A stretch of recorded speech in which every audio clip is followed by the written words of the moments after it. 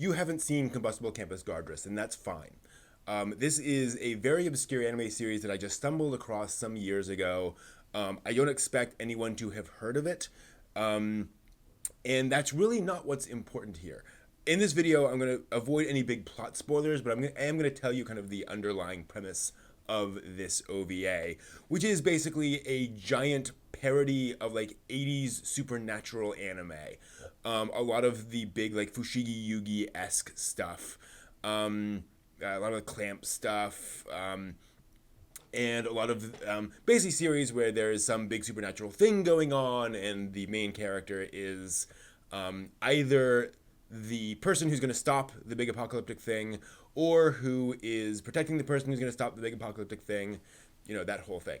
This is a giant parody of all of that, because the main character is trying to protect the person who's going to, you know, be involved in the big apocalyptic world-ending thing, and is extremely obsessed with him, and of course is a high schooler, and goes to high school with a bunch of other people who are also obsessed with him, because it turns out like everybody in this show is secretly guarding and protecting this person who is going to, you know, end the world or save the world, whatever, but he has no idea that any of this is going on.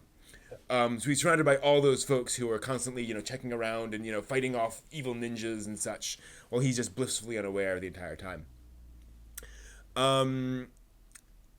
And so it plays around a lot with goofy 80s supernatural anime tropes, you know, absurdly overpowered characters in the real world, of just, you know, smashing up buildings on their way to school, you know, that kind of thing. If you've seen Project A-ko, somewhat of that vein. But Combustible Campus Guardress takes a very unusual approach to that. It actually does have plot, in the sense that it does explore the central tension of the character being this guardian of this clueless guy. And that's a very unusual thing, and very difficult and complicated thing for a parody to do. Usually when you're parodying something, you're like Airplane. Airplane's a brilliant film because it just hits every single step and every single trope of a disaster movie right on down the line. It doesn't try to be an effective disaster movie. It is just, you know, hitting every joke along the way and parodying every moment. When you are parodying something but also trying to be that thing, it gets very subtle, because you can't parody all the time. You can't rely on your jokes. You have to think through what you're parodying and figure out what you're making fun of and what you're not. So, the core thing about this OVA is the complexity of the relationship between the protagonist and the person she's guarding. And again, I won't get into all of that because it's not really relevant to to what I'm about to say. Namely, that impressively, it introduces that as a joke. Essentially, that is the central joke of her existence. Basically, is that she has this very weird relationship with him. But importantly, whenever they talk about that from her perspective, she is genuinely concerned about that relationship and the nature of that relationship. She feels worry and pain and frustration around that relationship, and that is carried all the way through the anime series, and that is what gives it weight. That is why I think this works.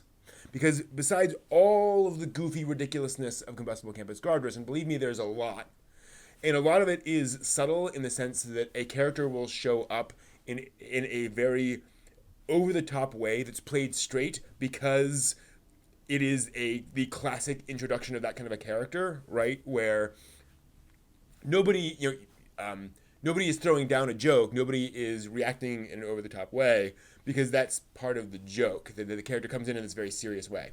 Anyway, the thing about it is that the anime is able to, or the staff is able to interweave these two things because very early on they show you what is funny and what is serious.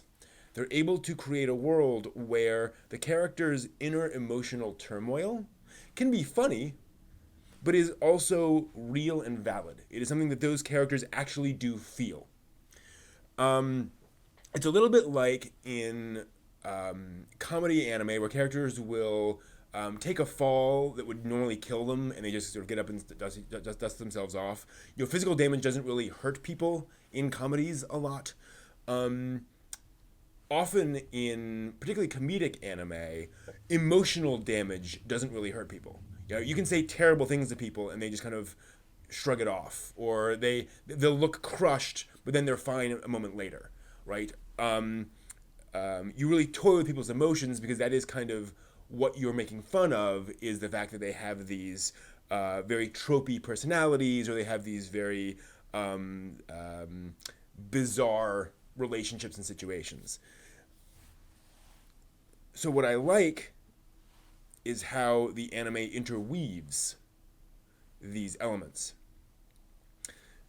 As long as you establish that weight for your characters, you can deliver on that weight while also having ridiculousness happening around them. And that's what Combustible Campus Guardress manages to do. It gives you a satisfying progression towards a conclusion, and allows for some emotional payoff in that, while also being a parody, which I think is pretty impressive that it manages to do all that. So I expect most people who watch this video, even if you then go and watch Combustible Campus Guardress, you're probably going to bounce off it. Or rather, a lot of people who watch this will then bounce off it because it is a very weird anime. So I'm not suggesting that you go back and watch this so that you will understand that. I'm just impressed that a show was able to actually hit me in the feels for a really bizarre concept. And believe me, it's a pretty bizarre concept. Good job.